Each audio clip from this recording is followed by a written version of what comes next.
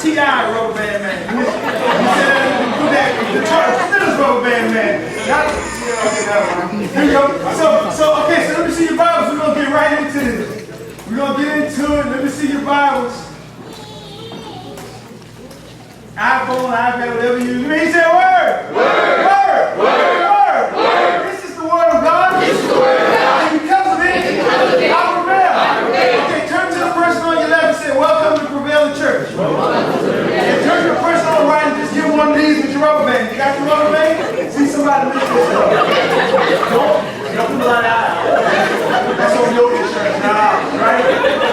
So I want to welcome you. We're going to talk about Rubberband Faith today. We're going to talk about faith like a rubber band, right? If you can stretch it, and it always bounces back and it comes back to where it needs to be. And sometimes our faith as Christians, we do not live the life. There's so many of you going to show up to heaven, and you're saved. You're saying you know Jesus, and you're going to get up to the pearly gates, and God's going to open the door and say, look at how much stuff I wanted to give you, and the things I wanted to do for you, and the places I wanted you to go, and I never wanted you to struggle, and I had all this waiting, because the Bible says God is waiting up there with the floodgates of heaven, ready to pour you out a blessing. The blessing is already there. He's just waiting on you to get right. He's going to show you that room, and he's going to say, I wanted to give you all this, but you never stretched out, and you never tried me for anything. You were comfortable. You never tried. So when you try something one time and it didn't work, so what? So don't give up on it. Now just sin, give up on it. Amen. Sin, give up. Just leave that alone right now. But if you're not sinning and you believe that God is giving you something in your heart, He's giving you a dream, He's giving you a plan and a purpose, it's time for you to stretch out and move. The Bible says this in Romans 12:3. It says, for I say, through the grace, this is the King James version, right? The King right here. You can turn your Bibles, go to Nehemiah. Go to Nehemiah chapter 1. Nehemiah chapter 1. You go there. I'm going to just start off right here, right? So it says, for I say through the grace given unto me, to every man that is amongst you, not to think of himself more highly than he ought to think, but think soberly according. This is what I want. This is the thrust of what we're going to talk about today. According as God has dealt to every man the measure of faith. So to every man, when you were born in your mother's womb, before you even did anything to please God or disappoint God or anything else, He dealt every single person a measure. He gave everybody a measure of faith. He said, you know what, then you get a measure, and you get a measure, and you get a measure, and everybody gets the same measure.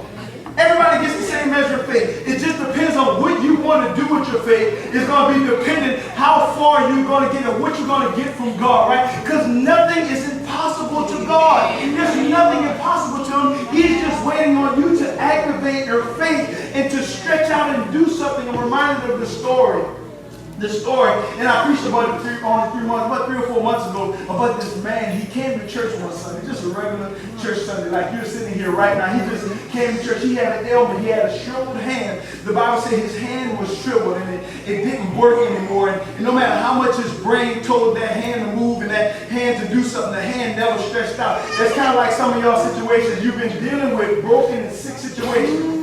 And you've been talking to and say, stretch out and do some stuff, and come on, let's just change this stuff. And every Sunday, but you still come to church Sunday after Sunday, and nothing ever changes, but you still keep coming, because one day Jesus might show up and do something about the situation. I believe that Sunday's the day. And so one day he walked up in church, and Jesus was there.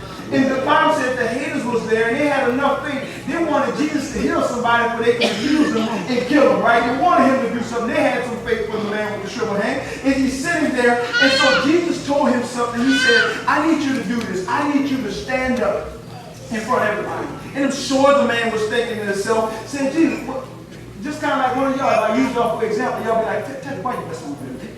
Leave me alone. I don't feel like being about it. Don't make no example out of me. I don't want to be one of your stupid illustrations and holding rope and double dutching and all this stuff you be having people do up there. I don't want to be a part of that. I just want to come to church and have a regular church service. Why are you picking on me? And Jesus told the same thing. He said, come on over here. And so that man got up with that shriveled situation.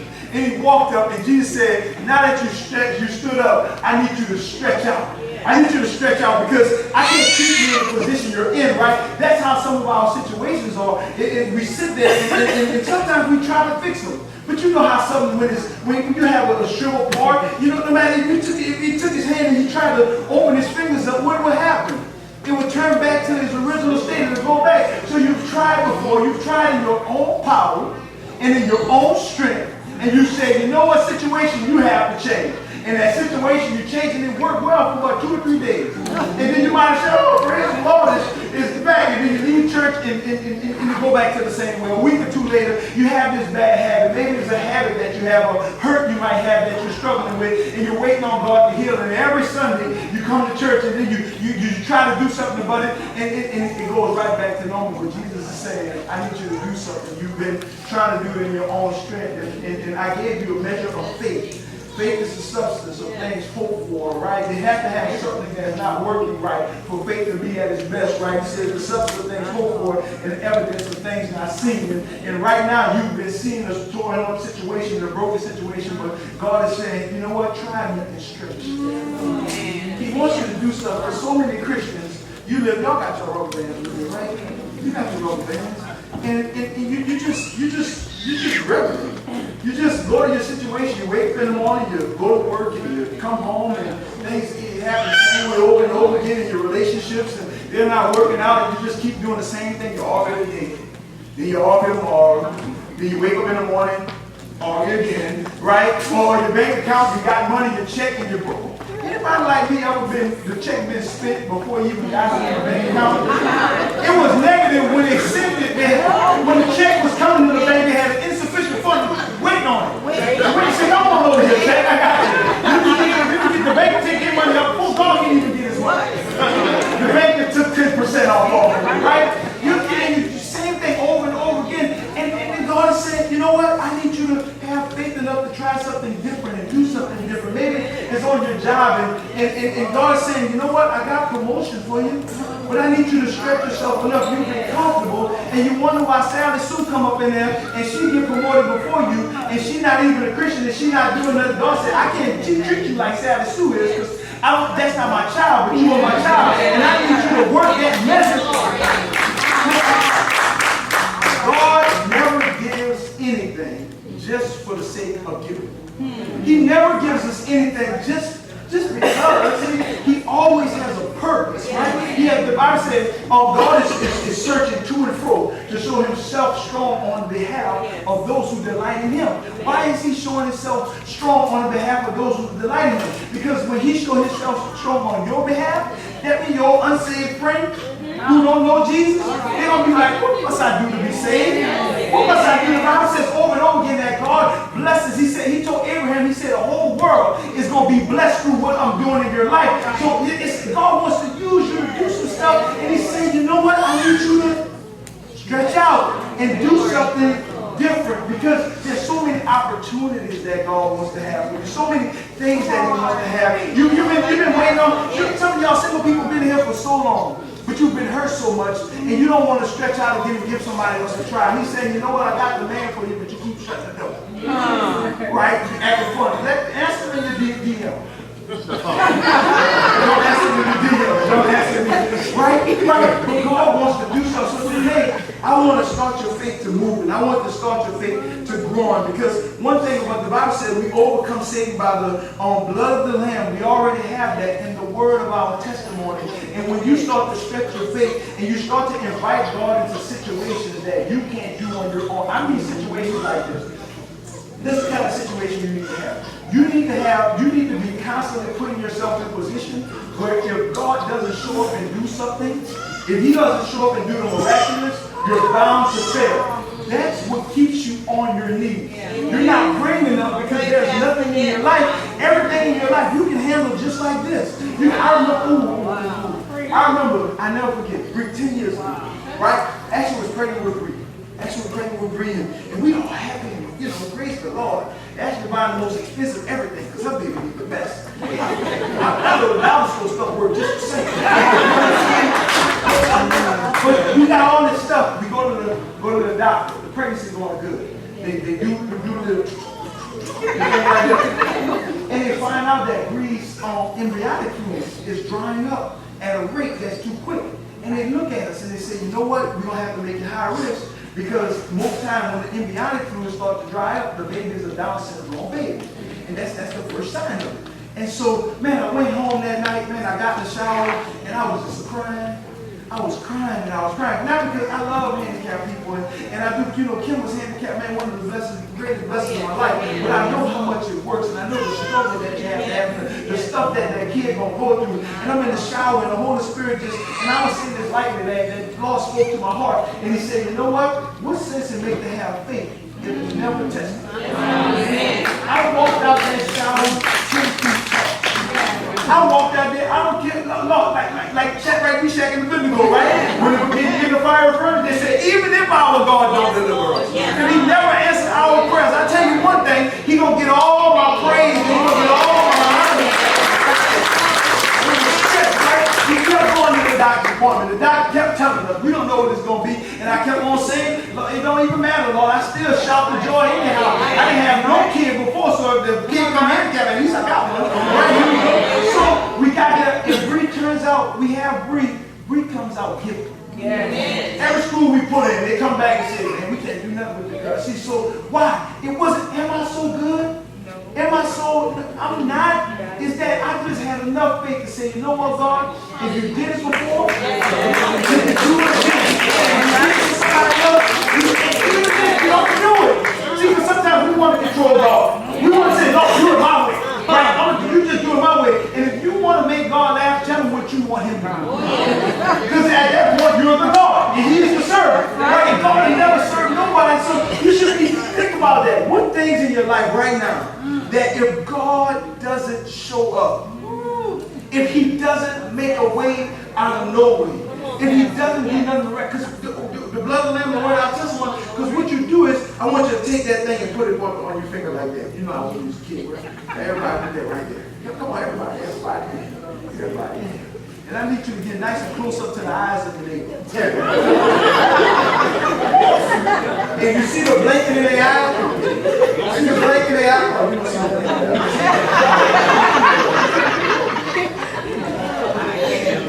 Y'all ain't even listen to y'all pastor. I'm going to trade my church. That's exactly what you do to sin. That's how He looks. When you start to stretch your faith out long enough, and you say, Satan, come in. I got you right here. And Satan starts to look, and he's terrorized, and God is glorified. And if I had something right and glorified, I'd say that too, but I don't. But you know, that Satan is on the run when you start stretching your face on the Lord. You know what I'm saying? So today we're going to talk about Nehemiah. We're going to talk about Nehemiah. Nehemiah had something. He had a mountain that was too high for him to climb. He had a valley that was too deep for him. The only way he was going to get through it is God had to show up and do something about it. So if you have your Bibles, go to Nehemiah chapter number 1. And we're going to talk about that. I got it on the screen for all our visitors, but you know, all my church people, all my people who fulfill the church people, we need our old Bibles, right? It makes Pastor feel good when y'all are highlighting out before they were paying attention. I thought they was on Facebook, but they was paying attention. So Nehemiah, the children of Israel has gone because of their own fault, their own doing. God made a promise and said, I'm going to give you the promised land. The whole promised land, all of it. I'm going to give you a land flowing with milk and honey. Flowing with milk and honey. I'm going to give you all the land. And all of this is going to be for y'all. And okay, if some of y'all don't like the land flowing with milk and honey, I'm going to give y'all, God said I'm going to give you the land flowing with Popeyes and Chick-fil-A sex. Right? You know, there it will cross that road, right? I'm going to give you the, so they go into it. But God said, be careful. Deuteronomy 28. He said, be careful. When you get the land that I promised you, the land flowing milk and honey, I need you to keep serving me because you didn't do it on your own power. I need you to always give me glory and know where your help comes from. But you know how we do it. God bless us and we get comfortable with the blessing and we revert right back to our regular style of faith and we either stretch for the promised land, we get the promised land, we go back to our original position, right? We go back to our default settings, right? And so they went back to their default setting and they started worshiping cows and killing their own kids and molestation stuff. So God said, if you do that in Deuteronomy, He said, if you do that stuff and you walk away from me, I'm going to send you into to slavery. I'm gonna send you apart from the land, but I'll give it to somebody else before I see you walk in it and not giving you glory for all the stuff I have done for you. So the children of Israel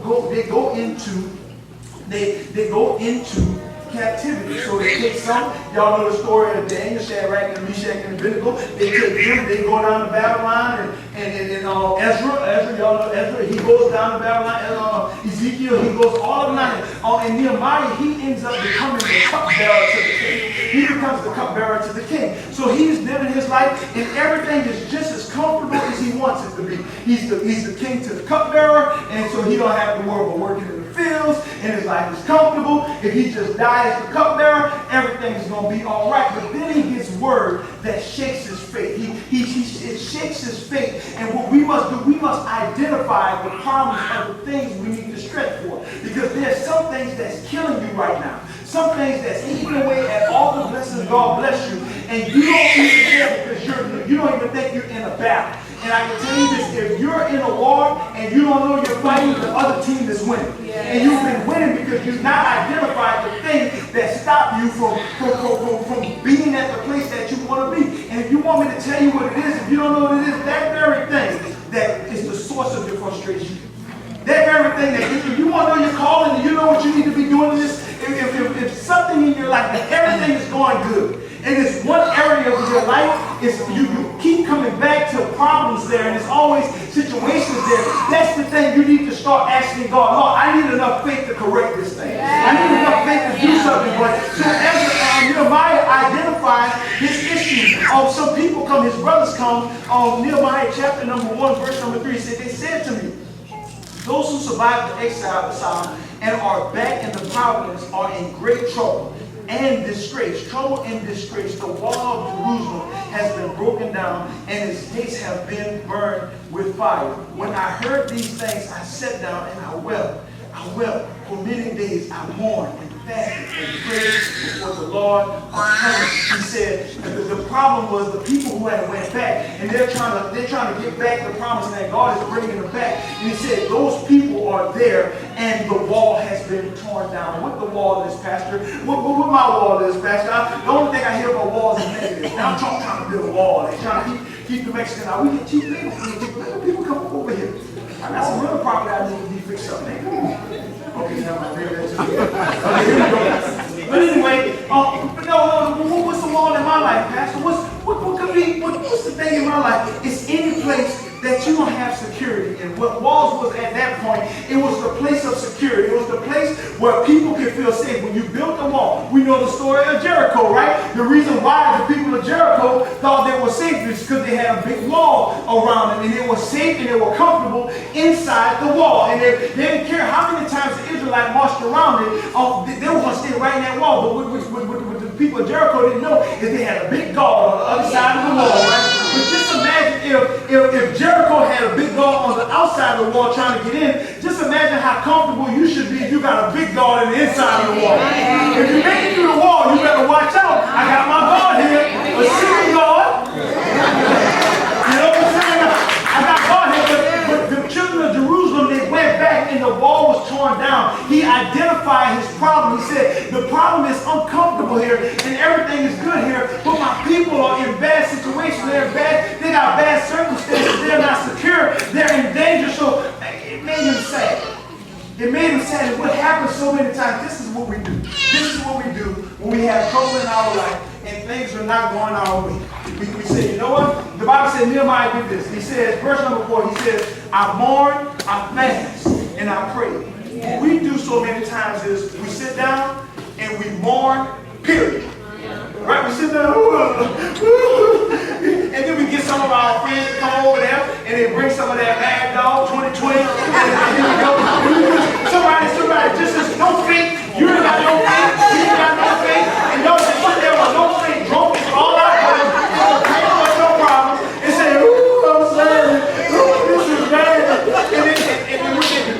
They start telling, ooh, mine bad too. And then you just are frustrated because their problem is bad and your problem is bad. And y'all just sitting there doing nothing. And what happens to so many Christians, this is our position in our faith. We don't have the faith that moves mountains. We got that faith that just sits down and just mourns and whines and cries and just sits and does absolutely nothing about the situation, guess what? Let me tell you this right now. You can identify your problem and mourn about it for 11 years.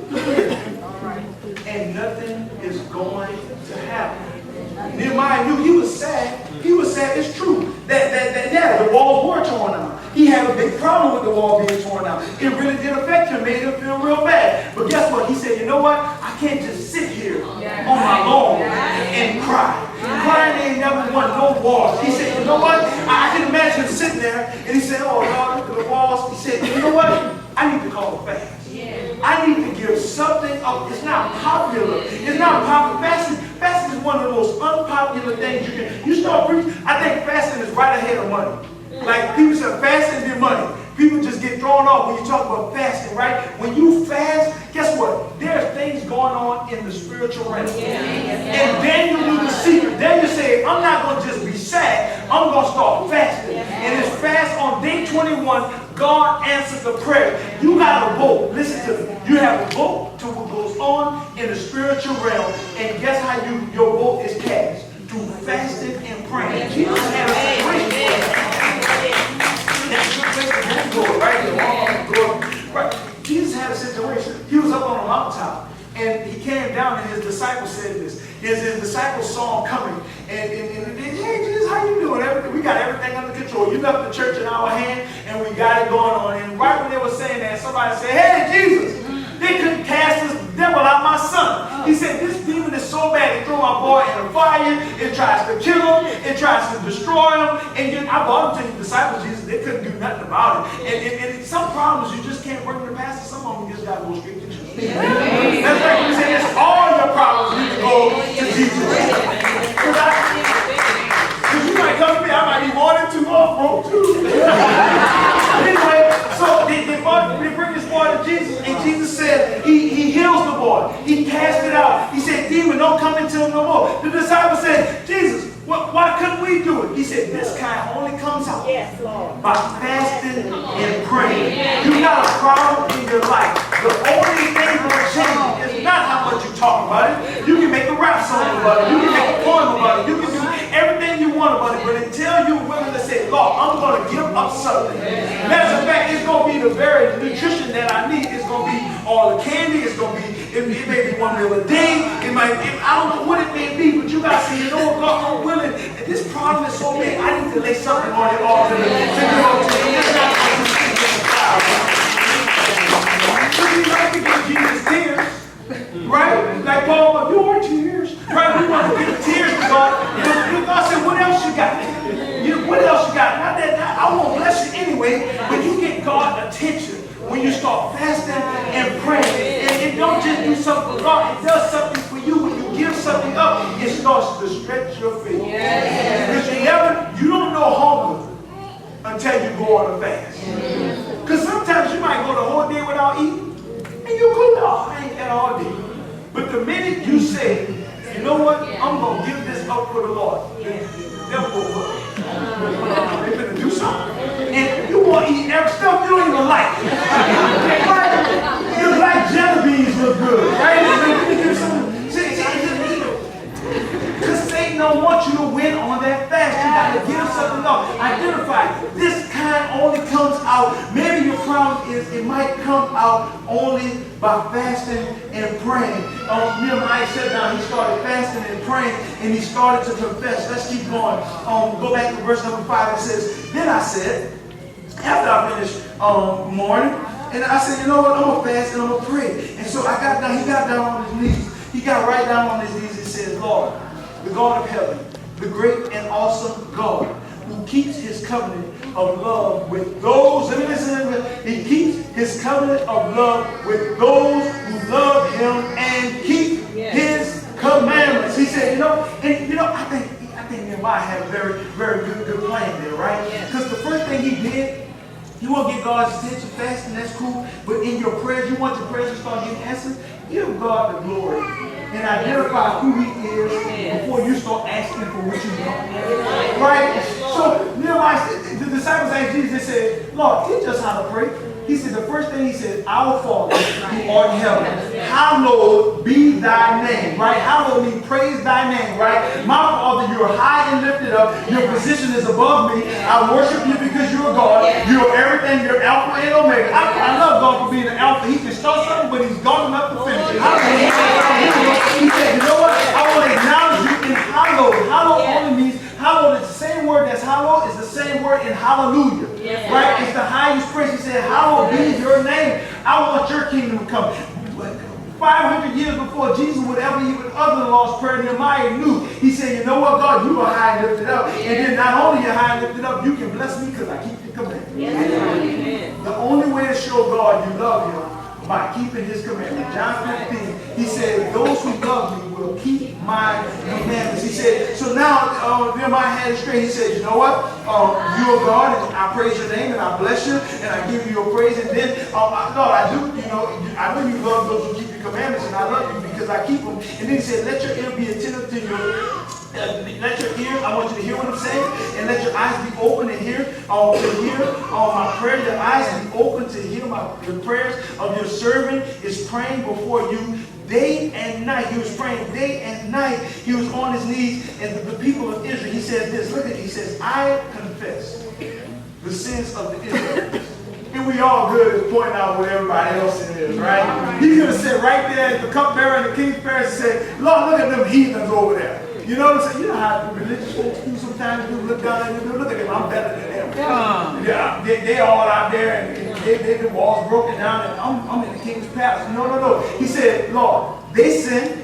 That's true. I acknowledge that. We did wrong. We messed up. Here we go. He said, not only their sins, the sins of the Israelites, including myself and my father's family, have committed against you. I confess that stuff. We have acted very wickedly towards you, and we have not obeyed the commands, decrees, and laws you gave to your servant Moses. He said, we messed it up. We did it wrong. And then he keeps on praying. He said, I confess my sins. Sometimes we just got to sit down and have a long confession with God. Nobody know how much you mess up but you. You know the dirt that you did the other night that you wish you had back. You know the stuff that you're profiting from that God never called you. You know all the times you didn't rob God. You didn't even hook him up and give him what he deserved. And God is sitting there. He knows. He's just waiting on you to acknowledge that you messed up, because sometimes we get prideful in our sins and we think we're right when we're lying and we're cheating and we're stealing, committing adultery. Lord, yeah, I messed up. Lord, I messed that up. Lord, I know I shouldn't have stolen people's stuff. Lord, I shouldn't have watched that stuff that I watched on TV. I shouldn't have. Look, well, none of my men gonna get mad at me right there. Okay, so we go down with me. Come check out. I shouldn't have talked about that lady like that. I had no business putting her down like that. Lord, I lost my cool and I did some stuff, Lord. And I know I'm a sinner, Lord. But if it wasn't for your grace, Lord, remember you died for him. Remind you, he died for him, Lord. And so he starts to confess his sins, and then he starts to ask God for something. Verse 11, he said, Lord, let your ear be attentive to my prayer, and the prayers of this your servant, and to the prayers of your servants who delight. I'm happy in you. Now look at that word delight, because I'm going to come back and check that out. He said, I delight in you in revering your name. Give your servant success today by granting him favor in the presence of this man, I was cupbearer to the king. So he said, I delight in you, Lord. I delight in you. And now I need you to do something. I need you to give me favor and success. Favor, I need favor and success. And we need both of those in our life. Let me tell you why. Because there are so many people who are successful that go home every night and get drunk because they can't stand their life. Got all the money in the world. Harvey Weinstein, come here, let me check it out right quick. All that money in the world, and you need to tell me you can have any woman in the world that you want. You know what I'm saying? You can have most men in the world. You got me a million. I'm like, all that money he got, and he's trying to buy young girls. Right? He got all the money. He got success. The world, on the world's level, all the money he got, listen, dude had his own private island. You think you're doing something when you go to Royal Caribbean Island down there when they meet you, you going down there, or you might fly somewhere. This dude owned the whole island. He had success. but he didn't have the favor of God on his life. And one day Satan always comes. When Satan gives you success, he plays for keeps. And one day he's going to come back and going to get everything you got. Come here, Judas Iscariot, Lord, betray Jesus. When he had the money, I'm sure he walked out that temple after he finished betraying Jesus, doing the Rubberband Band. That's all. And then he got there. When he saw Jesus was condemned, he said, I don't want it anymore. I don't want it. Take it back. I messed up. But it's too late. And so we can have success and no favor. And sometimes we can have favor. You're in right standing with God. You're doing everything right. And you go home, your lights get cut out. And you go home, you don't have enough. The relationship messed up. And God, Jesus, I love him. But I need them to do something about this situation. And the way I need them to do something is I need them to stretch for success. You got the favor of God on your life, but you're not successful because you hadn't been moved. Because you thought if I just stayed like that in the presence of God, stuff was going to happen. But God moves by faith. Right? The only, how can I say this, right? Like dollars. We have dollars, right? They don't have no dollars in heaven. You can't buy things. You can't go to like a vending machine in heaven and give a blessing. It don't work like that. No matter how much the prosperity preachers told you, if you gave enough money, you was gonna get this blessing. Y'all saw Benny Hinn came out this week and said it all was a lie, right? Because you know there's no you can't buy anything in heaven, right? You want to know what buying stuff in heaven? Faith. Faith is what you exchange in heaven, right? What's the word I'm looking for? Currency. Don't embarrass me. But you know what I'm saying? I'm sorry. But here we go. Faith is currency in heaven.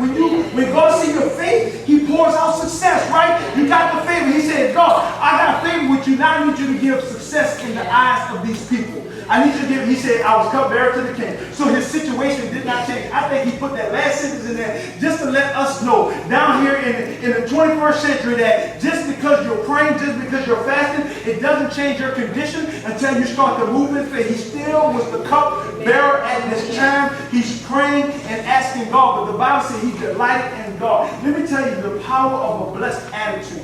Let me tell you this, because so many times we stay as Christians, we stay like the world is on our shoulders all the time because we don't recognize who God is. You better wake up in the morning and put on your fake up. I came up there 2 Sundays in a row, right? You better put on your happy face and say, you know what? I got enough to delight in God about. I got enough to give him glory. I got enough to smile. When people see me in the morning, I'm not like the world. I'm not angry. I'm not all this stuff that's going on. The Bible says having to be attitude. Matthew chapter 5 says, blessed are the poor in spirit, but theirs is the kingdom of heaven. That's enough to be happy about.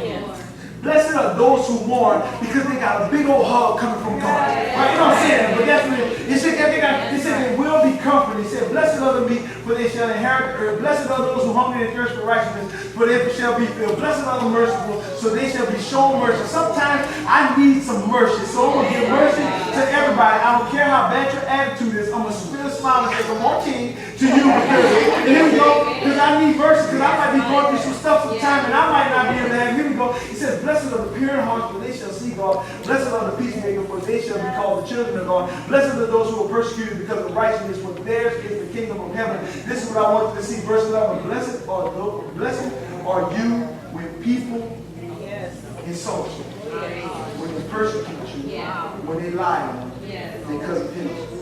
Guess what? He said, how could he start and say, because blessed means happy. Lord, how you want me to be happy when they insult me, they persecute me, and they lie on me just because I worship you? How you want me to be happy through that? Because that's why we have a big God on our side. And he got out and he said, rejoice and be glad, because great is your reward in heaven. Your treasures are not, so many people, God gonna bless us and he gonna open up the floodgates, and I want all that, God. But my biggest blessing that you're gonna have is that I can come to heaven. It beats the other option. I can tell you that much, right? I want to go and be with you, God. I got a mansion up there, the street paved with gold. I got everything I need up there. So I'm not living for tomorrow, I'm living for Jesus. Because he holds my eternity, right? So we need to put on a happy face, and we need to be joyful and happy and not be down. Why you want me to say that? Because next thing happened is, if God's going to bless you, you need to stretch past your fear. What happened was, Nehemiah, he got up, he was the cupbearer the next day, and he was going. The cupbearer, what they did was, they like if somebody made the king some wine, you would have to drink it, and if you don't die, that means the king is going to eat it. I mean, or drink it, right? You will be the taste tester, or if it was poison, they'll know the king should drink it, right? But anyway, still not a bad gig. But here we go, so they would drink it, and he would present it to the king and queen. And the Bible says that Nehemiah, because he must have been happy. Every other day he was in their presence. He must have had a smile on his face. He must have had a song on his heart. He must have had just the joy of the Lord is my strength. And I'm so happy with me and Jesus, and we're just great. And I can look at all the blessed things that he's doing for me. And his superior noticed that he was not happy. And because they noticed him not being happy, because he was always happy, because he was always joyful, they asked him a question. They said, wait, hold on, let me see. I got to get my Bible. Here we go. It says, I'm going to read it. It says, I got a highlight of it. It says, I had not been sad in his presence before. So the king asked me, why does your face look so sad when you are not ill? This can be nothing but sadness of heart. I was afraid, but I said to the king. I was afraid, but I said to the king, may the king live forever. Why should my face not be sad when the city where my ancestors are buried lie in ruin, and its gates have been destroyed by fire? The king said to me, what is it that you want? It was because Nehemiah was happy. He was happy in the presence of the king, that the king finally asked, what's wrong with you?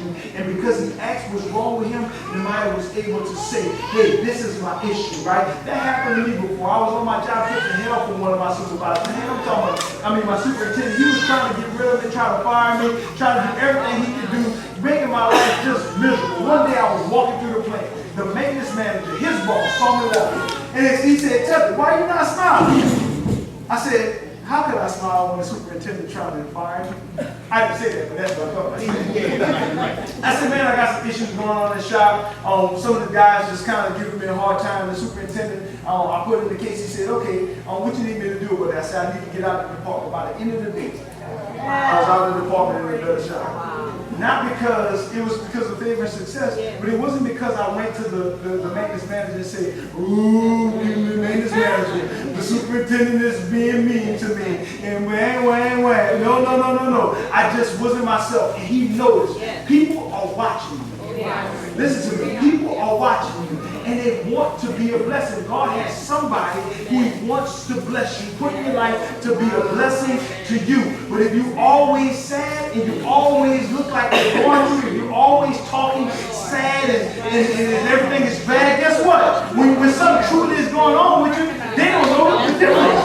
You're the same person. They always got attitude. They always messed up, right? And then you got to stretch out past your fear. Nehemiah knew that if he asked the king something that displeased the king, off with your head, right? He knew that. He said, I was afraid.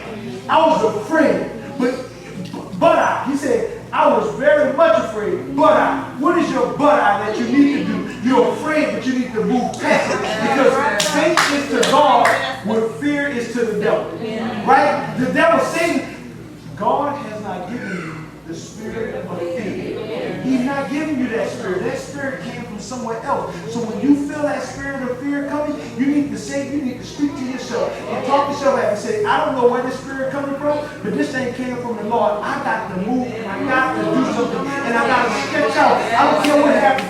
You might pop. I'm telling you right now. Guess what? You might stretch yourself right now, and pop goes, you just might pop. But guess what? Pick yourself up, tie a knot yourself, and stretch out some more, right?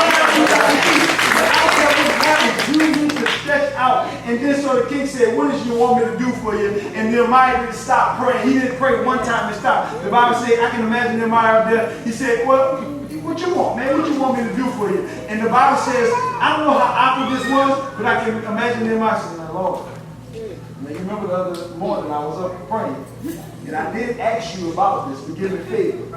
And now I'm going to say something. I need you to order my steps, guide my tongue, so I can talk to this man. And I can imagine the king sitting up there, it's crazy.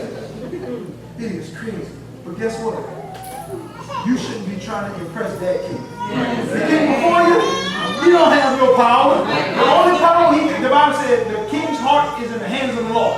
So the only power he has, you may look foolish in your faith. Your faith may make you look stupid. Why you keep going back to your husband after he did all? Why you keep on paying tithe? Why you keep going to church after all this stuff that's happening? You look like a fool. And why you keep on doing all that stuff, all the runs in your stocking, you're still going to church. And why are you doing this? Why are you staying late and you're not stealing time from your time sheet? Why are you not stealing like us? Look, we all doing it. Why are you not cheating on your tests like all of us doing? Guess what? Because I serve a bigger king than you do.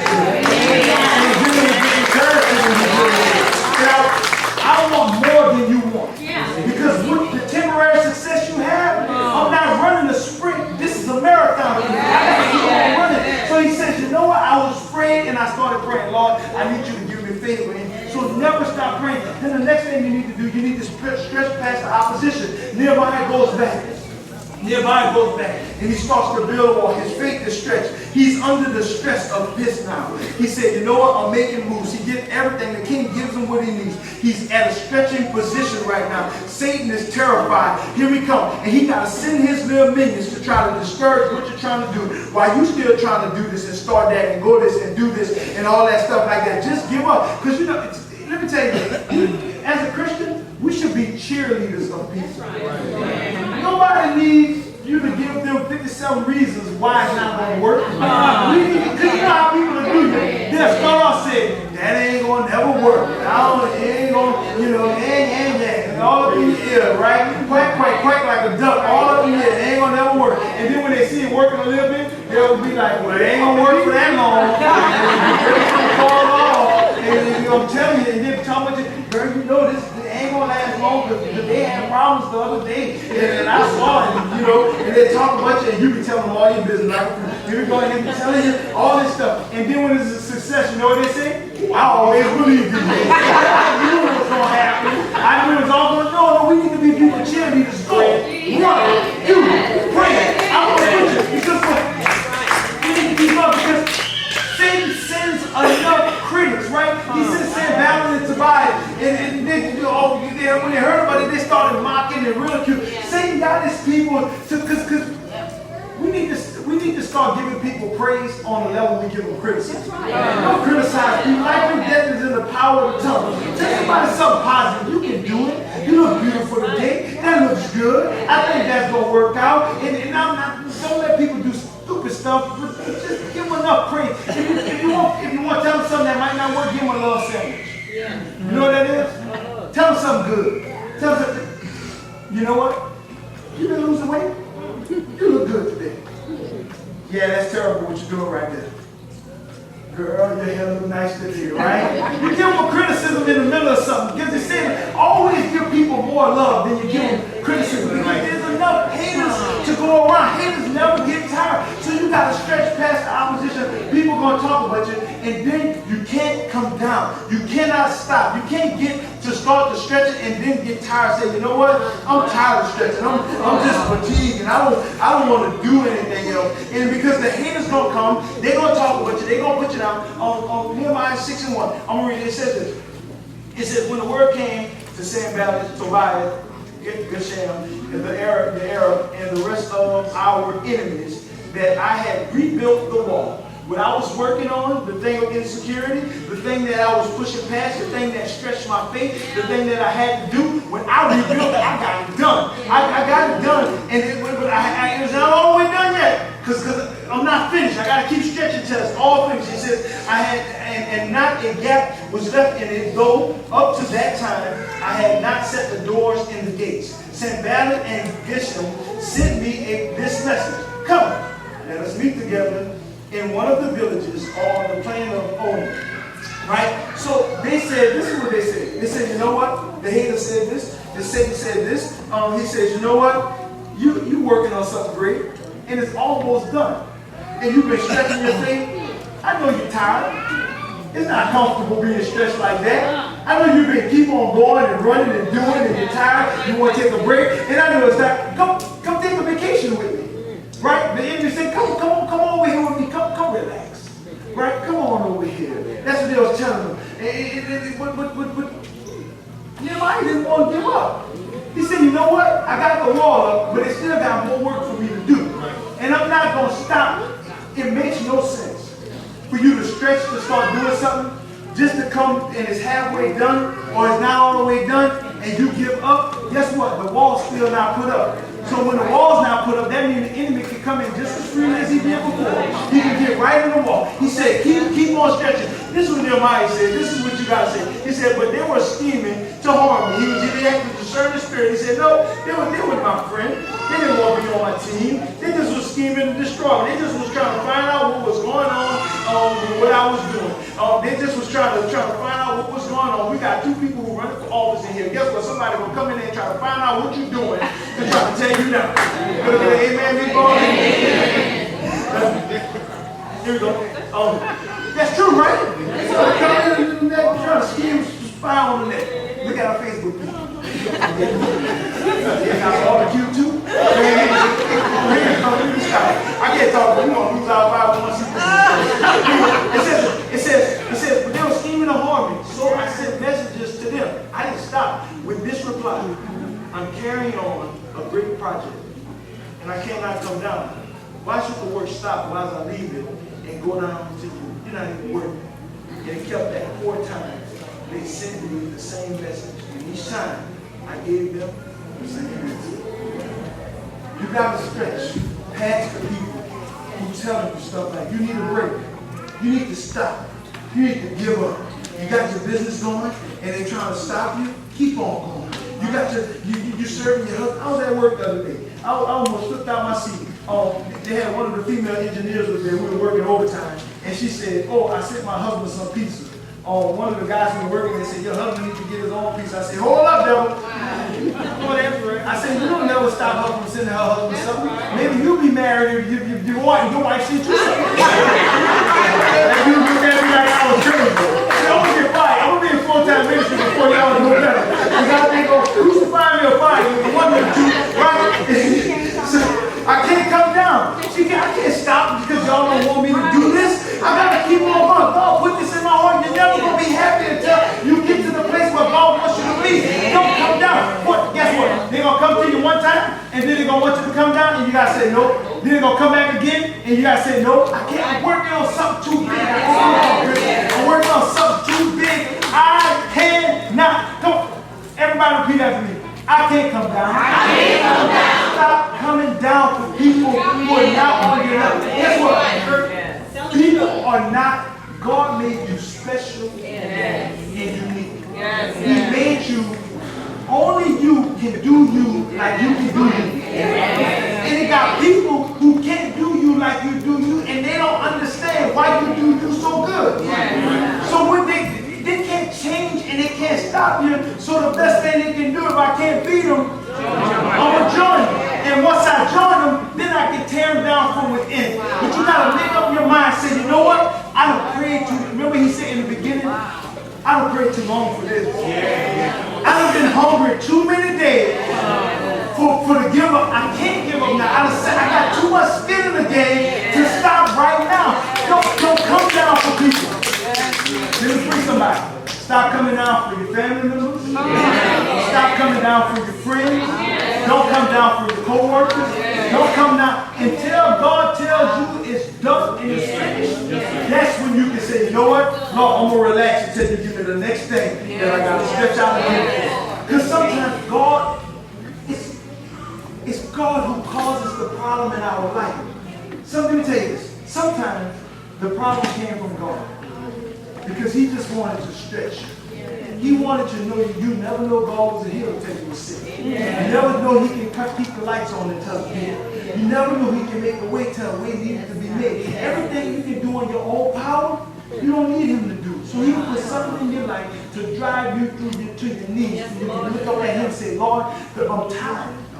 I've done it enough. And I'm believing you to change my life. You may be sitting here right now, and you may be looking at Pastor and say, Pastor, I had to stretch, and my life been the same. And it's been a year, 2 years, 3 years. It's been so long, Pastor, I don't even know what faith is anymore. I don't even know how to stretch out. And guess what you need to start doing right now?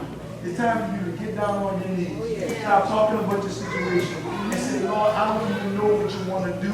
I don't know you in this situation. I don't know how you're going to make a way. I don't know how it's going to be, Lord. But you started me on this, and I can't stop right now. I can't give up. I'm starting this, Lord, and I refuse to stop until you tell me, until you release me from this assignment that you have on my life. I'm not going to do it prematurely.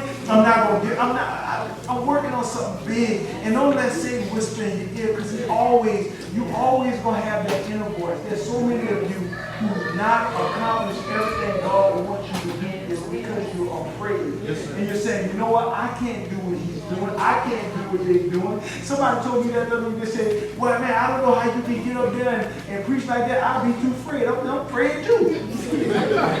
I'm scared too. But guess what? I looked in the face of the fear and I said, I'm working on something. I gotta keep on going. Can't stop. But what is it for you?